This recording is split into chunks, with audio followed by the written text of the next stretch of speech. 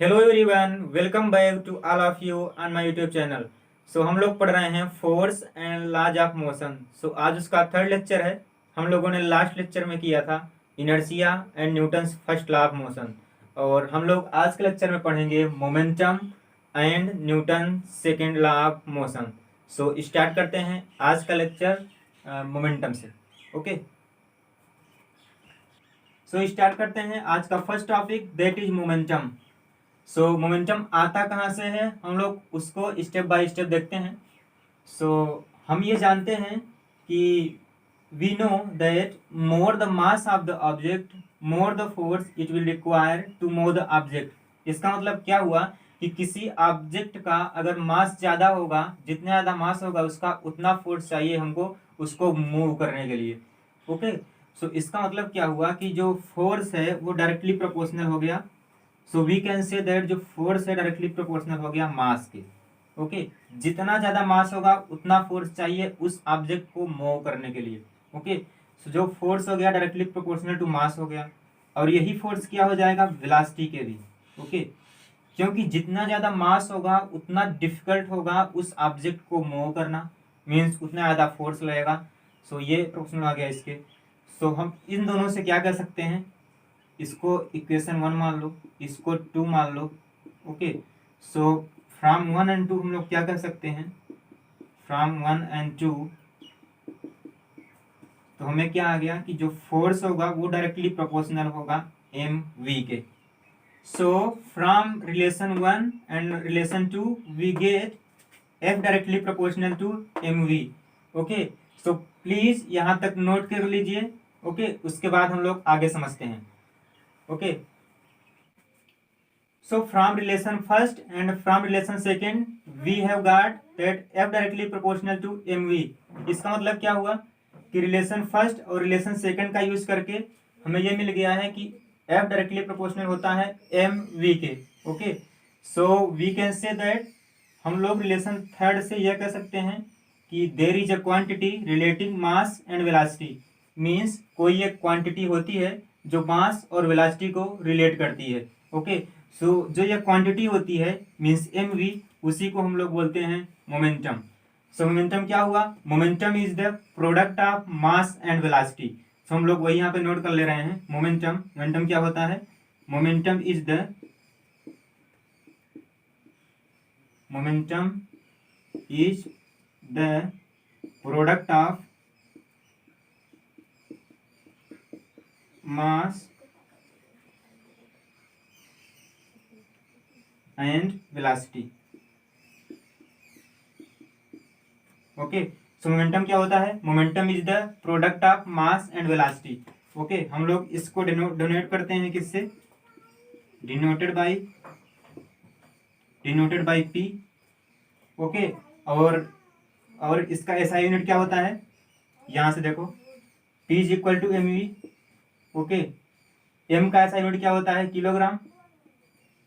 Okay, we का क्या होता है, मीटर पर सेकेंड। ओके, सो मोमेंटम का ऐसा यूनिट क्या हो गया यहाँ से, kilogram metre per second.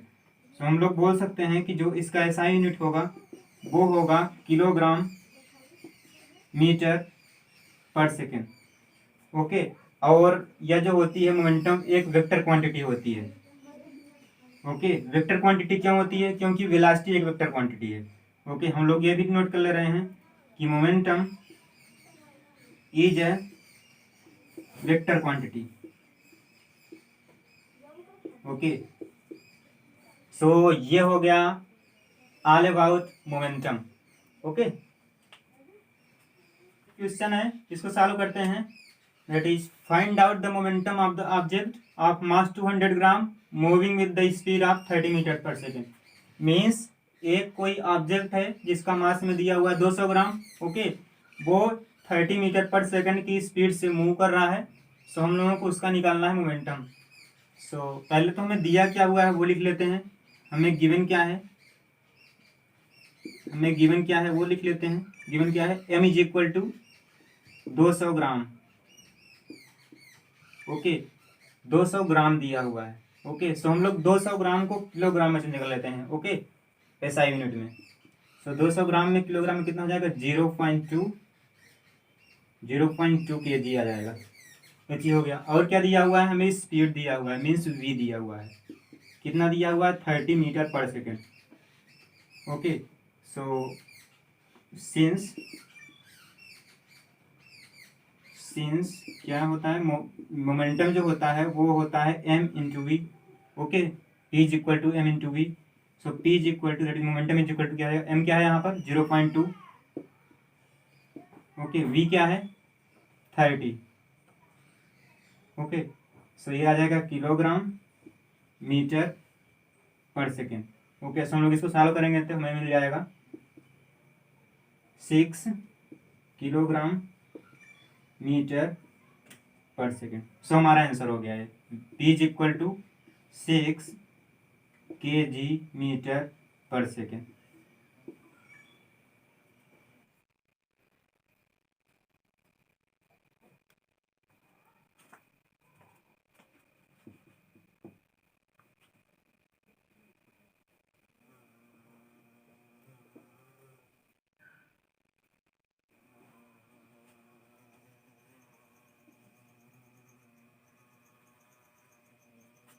So एक और क्वेश्चन है ये, इसको सॉल्व करते हैं। सो ये क्या हो जाएगा,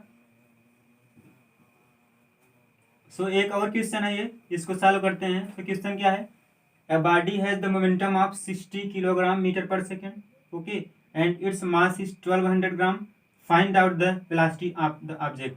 मीन्स एक बॉडी है जिसका मोमेंटम हमें दिया हुआ है 60 kg metre per second. Okay, उसका जो मास दिया हुआ है बॉडी का वह 1200 ग्राम है। ओके, सो हमको उसकी वेलोसिटी निकालनी है। सो हमें गिवन क्या है, पहले वो लिख लेंगे। हमें गिवन क्या है, उसका मोमेंटम दिया हुआ है, means p is equal to 60 kilogram metre per second. Okay, p दिया हुआ है और उसका मास दिया हुआ है। मास कितना है 1200 ग्राम। ओके, हम लोग इसको कन्वर्ट कर लेंगे किसमें, केजी में। सो क्या हो जाएगा, 1000 से डिवाइड कर देंगे, सो वो हो जाएगा 1.2 kg। हमें निकालना क्या है, उसकी वेलोसिटी। ओके, सो क्योंकि जो p होता है वो होता है mv। ओके, सो p दिया हुआ है 60, m क्या है 1.2, v क्या है निकालना है। सो यहाँ से हमें दिस इंप्लाइज v क्या मिल जाएगा, 60/1.2। ओके, हम लोग ऊपर नीचे 10 से मल्टीप्लाई कर दे रहे हैं इसमें। ओके, सो ऊपर आ जाएगा 60 इंटू 10, नीचे हो जाएगा 12, ये 5 से कट जाएगा। ओके, सो हमें जो v आ जाएगा, v मिल जाएगा, वो हो जाएगा 50 metre per second. So object की बॉडी की जो वेलोसिटी है वो जाएगी 50 मीटर पर सेकेंड। सो हम लोग का नेक्स्ट टॉपिक है Newton second law of motion. So हम लोग Newton second law of motion को स्टेप बाय स्टेप डिराइव करते हैं। सो पहला पॉइंट है जो हम लोग जानते हैं, इसको चेंज इन मोमेंटम जो होता है प्रोपोर्शनल होता है फोर्स के। इसका मतलब क्या हुआ कि जितना ज़्यादा फोर्स होगा किसी भी बॉडी पर या किसी भी ऑब्जेक्ट पर, उतना ज़्यादा चेंज इन मोमेंटम होगा उस बॉडी या उस ऑब्जेक्ट का। क्यों, क्योंकि जो फोर्स होता है जो फोर्स होता है वो होता है डायरेक्टली प्रोपोर्शनल टू m और directly proportional to v। Okay, और जो p होता है हम लोग डिफाइन कैसे करते हैं, m इंटू वी से। ओके, सो इसलिए जितना ज़्यादा फोर्स होगा किसी ऑब्जेक्ट या बॉडी पर, उतना ज़्यादा चेंज इन मोमेंटम आएगा। ये पहला पॉइंट हो गया। सेकंड चीज की जो फोर्स होता है, force is inversely proportional to the time taken for change in momentum. इसका मतलब ये हुआ कि जो फोर्स होता है वो इनवर्सली प्रोपोर्शनल होगा टाइम के, जो टाइम लगता है मोमेंटम को चेंज करने में। इसका मतलब क्या हुआ कि जब एक क्रिकेटर बॉल को कैच करता है, अगर ऐसे बॉल आई, अगर ऐसे कैच कर लिया, ओके, सो बॉल जंप कर जाएगी। ओके, क्योंकि ज्यादा फोर्स लगेगा। ओके, कम टाइम लग रहा है। ठीक है, अगर हम लोग ऐसे ऐसे अपनी तरफ खींच लेंगे थोड़ा सा इधर, तो ज्यादा टाइम लग गया। ओके, सो फोर्स कम लगेगा, सो बॉल चिपक जाएगी। ओके, सो यही यहाँ लिखा हुआ है कि जो फोर्स होगा मोमेंटम को चेंज करने में, जो टाइम होगा मोमेंटम को चेंज करने में, वो इनवर्सली प्रोपोर्शनल होगा किसके, एफ के। सो ये 2 पॉइंट हो गए। ठीक है, इसको नोट करो प्लीज, आगे बढ़ते हैं हम लोग। सो हम लोग ये लिख सकते हैं, हम लोग इन दोनों रिलेशन का यूज करके लिख सकते हैं। अगर हम लोग इसको रिलेशन 1 मान लें, ओके, इसको रिलेशन 2 मान लें, ओके। सो हम लोग इन दोनों रिलेशन का यूज करके क्या लिख सकते हैं, प्लीज यहां तक नोट कर लीजिए, आगे बढ़ते हैं।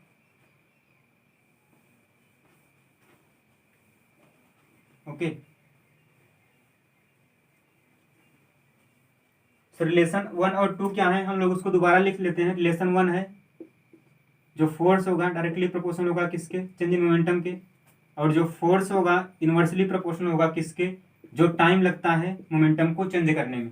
ओके, सो हम लोग इसको रिलेशन फर्स्ट मान ले रहे हैं, इसको relation second. So from relation first and second क्या हम लिख सकते हैं, from relation first and second, relation first और सेकेंड से हम लोग क्या लिख सकते हैं कि जो एफ है डायरेक्टली प्रोपोर्शनल होगा P2 माइनस P1 के, ओके, और इनवर्सली प्रोपोर्शनल होगा T के। सो ये हम लिख सकते हैं, ओके। और हम लोग जानते हैं कि P2 क्या होता है, हम लोग P क्या होता है, mv होता है, ओके। सो यहाँ पर P2 है, मास तो सेम रहेगा बॉडी का, बस वेलोसिटी चेंज हो जाएगी। सो हम लोग P2 को क्या लिख सकते हैं, हम लोग P2 को क्या लिख सकते हैं, mv2 लिख सकते हैं, P1 को mv1 लिख सकते हैं, ओके, अपॉन टाइम, क्योंकि जो P होता है वो डिफाइन होता है m इंटू वी से। सो यहाँ तक क्लियर है, ओके। सो हम लोग m कॉमन ले रहे हैं यहाँ पर, f डायरेक्टली प्रोपोर्शनल हो गया m v2 minus v1 upon t, हमने ये हम यहाँ पे कॉमन ले लिया, ओके। सो ये क्या आ गया, और हम लोग जानते हैं कि जो v2 minus v1 by T होता है वो क्या होता है, ये क्या है इतना, ये क्वांटिटी क्या है, v2 minus v1 by T, ये चेंज इन वेलोसिटी है, okay, change in velocity per unit time, मतलब ये क्वांटिटी जो है v2 minus v1 by T, ये एक्सेलरेशन लिखा हुआ है, ओके। सो हम लोग इसको लिख सकते हैं m इंटू ए, क्योंकि a इज इक्वल टू होता है v2 minus v1 by T, okay. So हम लोगों ने लिख लिया। सो इसके बाद क्या आ जाएगा, मीन्स ये प्रोपोर्शनल हो गया। सो हम लोग लिख सकते हैं कि f directly proportional to ma हो गया, ओके। सो यहाँ तक आप लोग नोट करिए, ओके। सो इसके बाद हम लोग करते हैं आगे, प्लीज नोट इट। सो हम लोग को काम मिल चुका है, हम लोग सॉल्व कर चुके हैं f directly proportional to ma, okay. So हम लोग प्रोपोर्शनलिटी का जब हटाएंगे साइन तो एक कांस्टेंट आ जाएगा, हम लोग उसको बोल दे रहे हैं k, ओके। ये प्रोपोर्शनलिटी कांस्टेंट है, k क्या है यहाँ पर, प्रोपोर्शनलिटी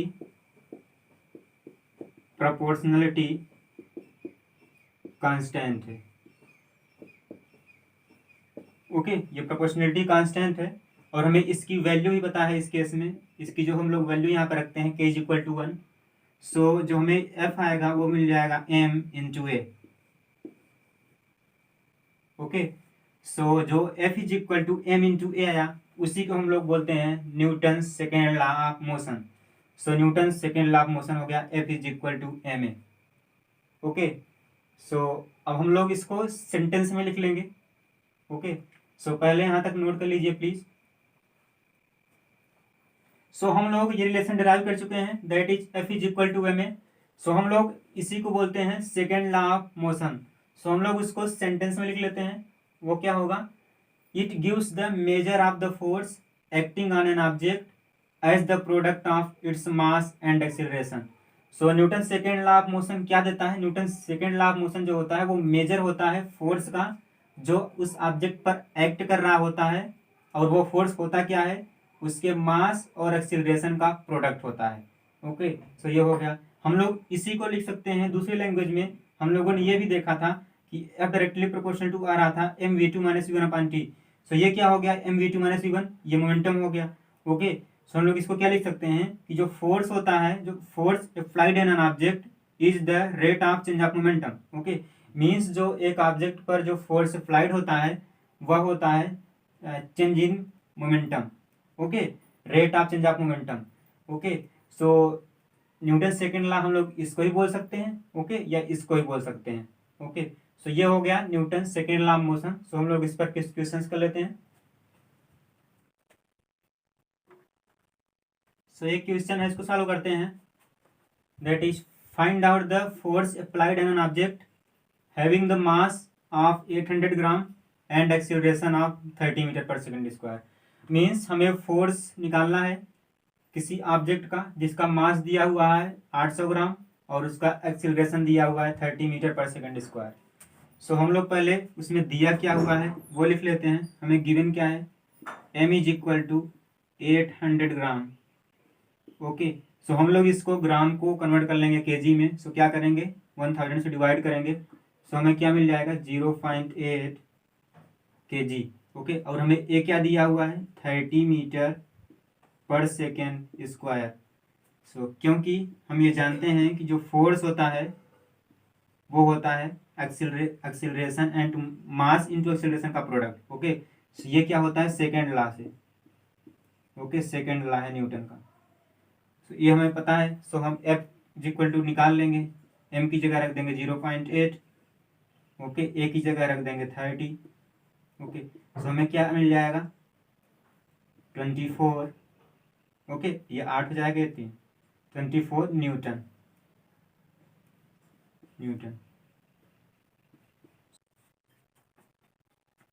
सो ये सेकंड क्वेश्चन है, वो क्या है, a body of mass 60 kg gets the speed of 15 metre per second in 7 second from zero velocity. Calculate the required force applied by the engine of the car.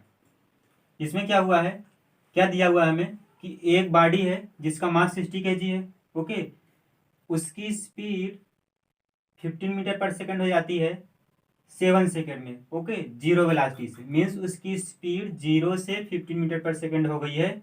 Okay, कितने time में, 7 second में।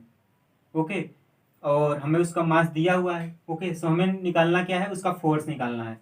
सो हम लोग लिख लेते हैं, हमें पहले दिया क्या हुआ है, हमें गिवन वैल्यू क्या है, हमें दिया हुआ है कि जो उसकी फाइनल वेलोसिटी है मीन्स वी एफ, वो दिया हुआ है 15 मीटर पर सेकेंड।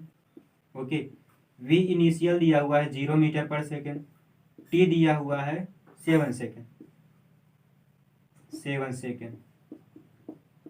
ओके, हमें निकालना क्या है, हमें फोर्स निकालना है। So Newton second law of motion से हम ये जानते हैं कि एफ जो होता है mv2 माइनस v1 अपन टी होता है, ये हमें पता है।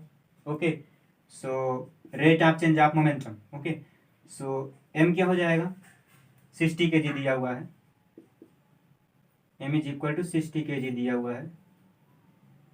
ओके, सो 60 v2 मतलब vf हो जाएगा फाइनल वेलोसिटी। ओके, सो क्या दिया हुआ है 15, इनिशियल वेलोसिटी क्या होती है 0, टी क्या दिया हुआ है 7।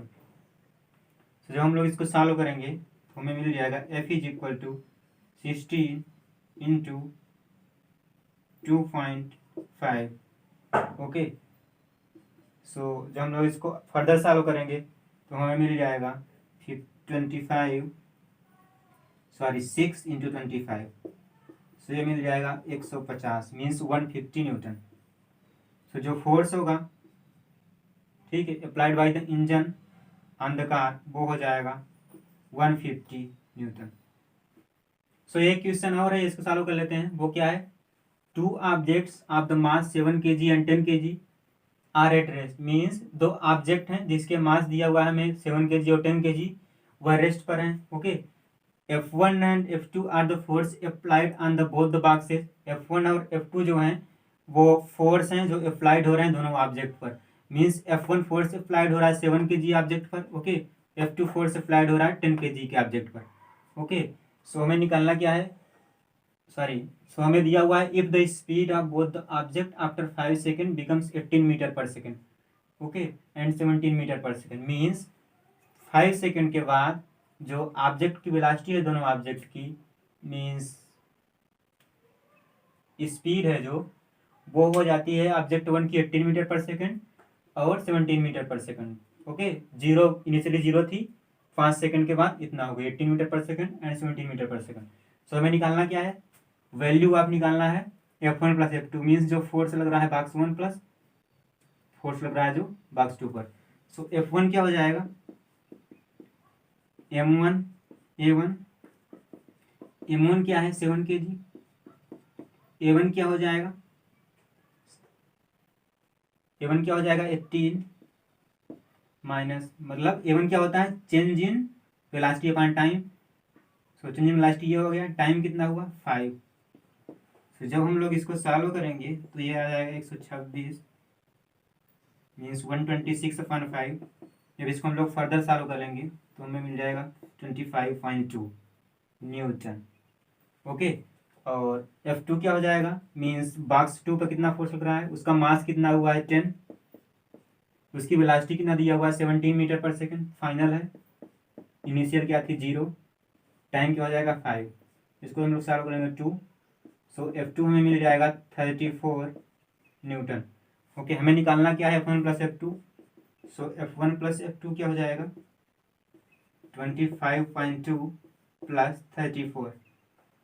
ओके, सो ये कितना हो गया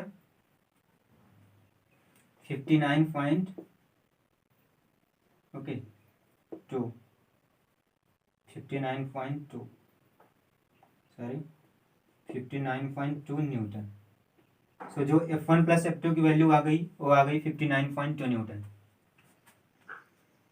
सो आज की क्लास हम लोग यहीं पे एंड करते हैं। ओके, सो एक रिक्वेस्ट है यार छोटी सी, अगर आपको हमारा एफर्ट अच्छा लगा हो तो please subscribe the channel and share the video. Thank you very much for watching me.